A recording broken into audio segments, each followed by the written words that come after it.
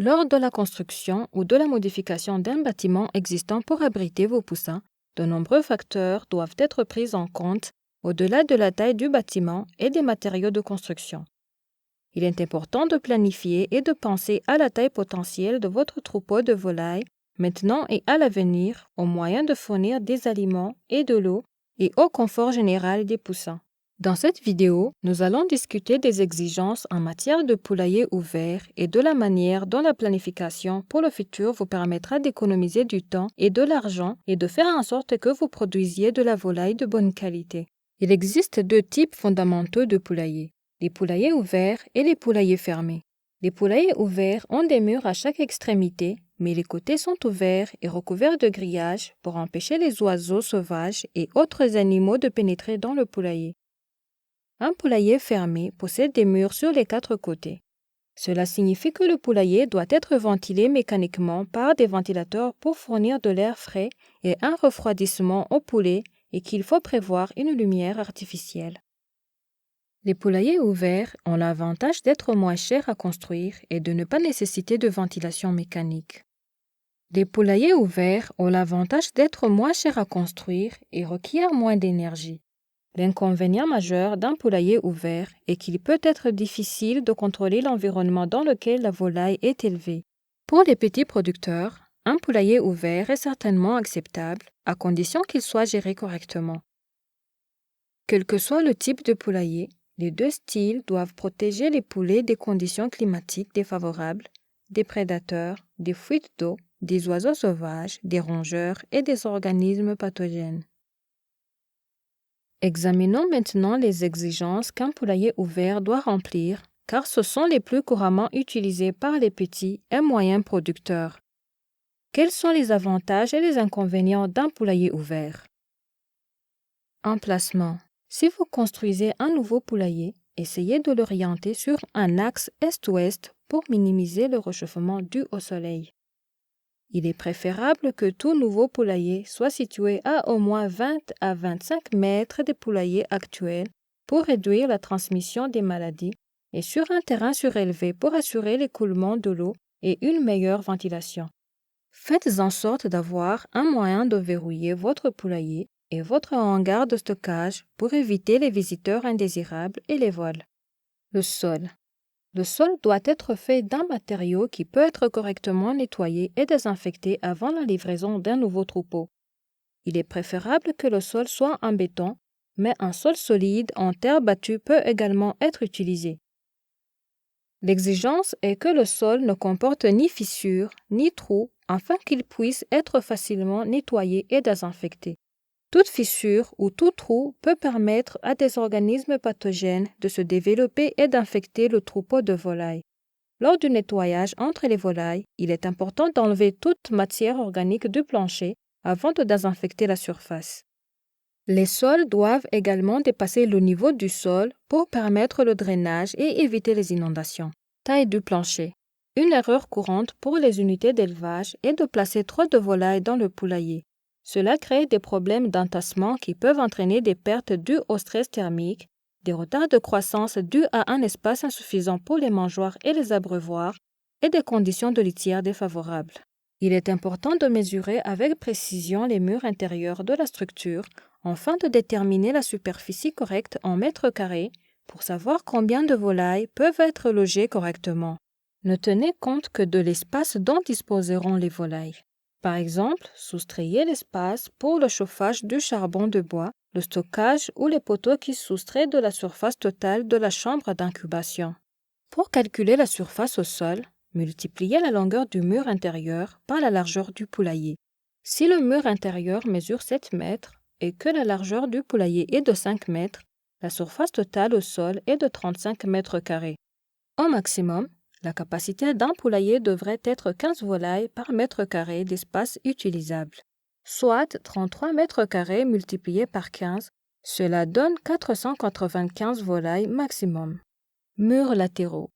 La hauteur des murs latéraux doit être de 0,5 m afin d'empêcher les parasites d'entrer dans le poulailler et de permettre une bonne circulation de l'air dans le poulailler.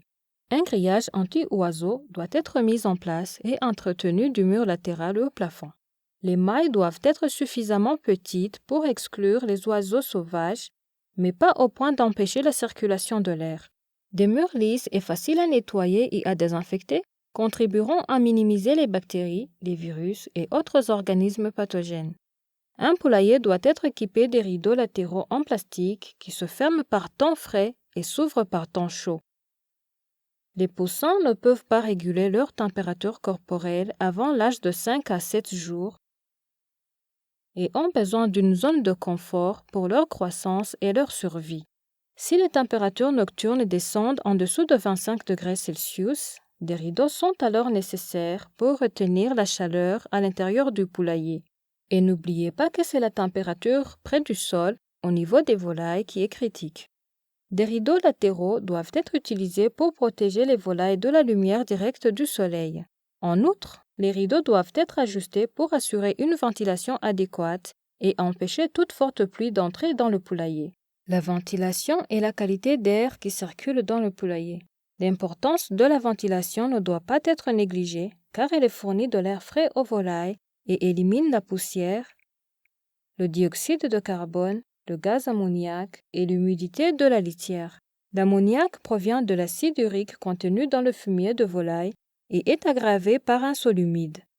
Des niveaux élevés d'ammoniac et de poussière peuvent endommager la trachée et les poumons des poulets et les rendre plus sensibles aux maladies respiratoires. Par une journée sans vent, la température du poulailler peut augmenter rapidement et stresser les volailles. Les poulets n'ont pas de grandes sudoripares et utilisent leur système respiratoire pour réguler leur température corporelle par temps chaud. Il est extrêmement important d'éliminer la chaleur produite par les volailles. En bref, continuez à ajuster les rideaux latéraux en fonction de la météo, de la chaleur de l'intérieur du poulailler et pour assurer une bonne ventilation. Si vous avez transformé une structure existante pour héberger votre troupeau de volailles, il est très important d'assurer une ventilation adéquate pour vos poussins. Toit. Le toit doit être situé au moins 2,5 à 3 mètres du plancher. Un surplomb d'1 mètre par rapport aux murs latéraux empêchera la pluie de pénétrer dans le poulailler et donnera de l'ombre aux volailles si l'installation est un poulailler ouvert. En outre, un écoulement adéquat des eaux pluviales est nécessaire pour éviter que l'humidité ne pénètre dans le poulailler et n'affecte le confort de vos volailles. Si l'on dispose d'une isolation, il est recommandé d'isoler le toit pour réduire la chaleur qui rayonne du toit vers le poulailler pendant la chaleur de la journée. Si l'isolation n'est pas disponible, plus le toit est haut, mieux c'est. L'eau. Rappelez-vous qu'il est crucial que les volailles aient accès à de l'eau propre en tout temps, car ils utilisent l'eau pour se rafraîchir et faciliter la digestion. Il doit y avoir une source d'eau fraîche de qualité à proximité et disponible pour les volailles. Si vous produisez au moins 1000 volailles, la source d'eau ne doit pas se trouver à plus de 50 mètres du poulailler. Si vous produisez plus de 1000 volailles, il faut que l'eau coule directement dans l'installation. Les poussins doivent avoir accès à l'eau immédiatement après leur livraison du couvoir. Après 7 jours, si vous continuez à abreuver à la main, le nombre minimum d'abreuvoirs serait de 3 pour 100 volailles. Et si vous utilisez des abreuvoirs cloches, un abreuvoir pour 100 volailles. En moyenne, une volaille à usage mixte âgée de 5 semaines consommera environ 2,5 fois plus d'eau que d'aliments. En estimant que la volaille consomme 65 grammes d'aliments par jour, la consommation d'eau serait d'environ 162 grammes. Cela équivaut à 0,16 litres d'eau par jour et par volaille. Et lorsque les températures dépassent 30 degrés Celsius, ce chiffre peut passer de 0,19 litres par jour. Par conséquent, pour 500 volailles âgées de 5 semaines, ce pic de consommation d'eau dans un environnement chaud et humide se situe entre 82 et 92 litres par jour. Comme la plupart des eaux d'appoint contiennent généralement 3 litres, vous devrez remplir chaque abreuvoir au moins 3 fois par jour au moment du pic de consommation. Si vous abreuvez manuellement, Cela signifie que vous passerez une grande partie de votre journée et de votre énergie à transporter de l'eau jusqu'au troupeau. C'est pourquoi nous vous recommandons d'installer un tuyau d'eau courante directement dans votre poulailler. Si vous disposez d'un réservoir d'eau de grande capacité pour votre poulailler, il doit être à l'abri du soleil afin que les volailles ne reçoivent pas une eau trop chaude pour être bue. Alimentation en électricité et en chaleur. Le poulailler doit disposer d'une certaine forme d'énergie pour l'éclairage et le chauffage. À l'arrivée des poussins, l'objectif est d'avoir une température de 33 degrés Celsius dans le poulailler. Pendant la première semaine suivant l'arrivée des poussins, la température minimale dans le poulailler au niveau des poussins doit être de 29 degrés Celsius. Prenez des précautions supplémentaires pour que la température ne descende pas en dessous de ce niveau la nuit, car il est très important d'éviter que vos volailles ne se refroidissent pour avoir des poussins en bonne santé. Une fois que les volailles ont dépassé 14 jours, votre attention se porte sur le maintien de la température entre 24 et 29 degrés Celsius. Comme les poulaillers ouverts ne disposent pas de moyens de contrôler étroitement la température intérieure, vous devrez fournir de la chaleur pour garder vos volailles au chaud. Cela peut être fait avec des unités de charbon de bois ou des lampes infrarouges électriques si l'électricité est disponible et constante. Les sources de chaleur doivent être placées de manière à ce qu'il y ait de la chaleur dans tout le poulailler et à ce que les poussins ne s'approchent pas trop près du chauffage. Éclairage. Contrairement aux poulets de chair commerciaux, les races mixtes n'ont pas besoin de 23 heures de lumière. Cependant, il faut limiter les heures d'obscurité pour qu'ils aient la possibilité de manger et de boire à volonté. Les poulets ont des comportements alimentaires variés, mais la plupart sont des mangeurs programmés, ce qui signifie qu'ils prennent plusieurs repas dans la journée. S'ils restent dans l'obscurité pendant de longues périodes, ils seront privés de nourriture trop longtemps et auront faim. Lorsque vous les nourrissez pour la première fois le matin, ils risquent de s'entasser les uns sur les autres dans les mangeoires et être une cause de mortalité, et le troupeau de volailles plus petites risque de ne pas avoir l'occasion de satisfaire leurs besoins. C'est pourquoi il est essentiel d'avoir une alimentation électrique. La Fondation mondiale pour la volaille recommande d'avoir des lampes solaires dans tout le poulailler si l'électricité n'est pas disponible. L'objectif est de ne pas avoir plus de 4 heures d'obscurité. La nuit, la luminosité des ampoules doit être suffisamment forte pour que vous puissiez voir clairement tous les poussins dans la chambre d'incubation.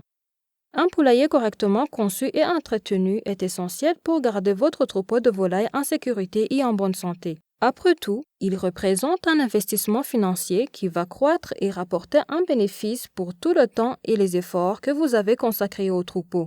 Nous espérons que cette vidéo vous a apporté les connaissances nécessaires pour concevoir votre poulailler de manière à offrir une zone de confort à vos poussins, tout en garantissant leur sécurité et leur santé.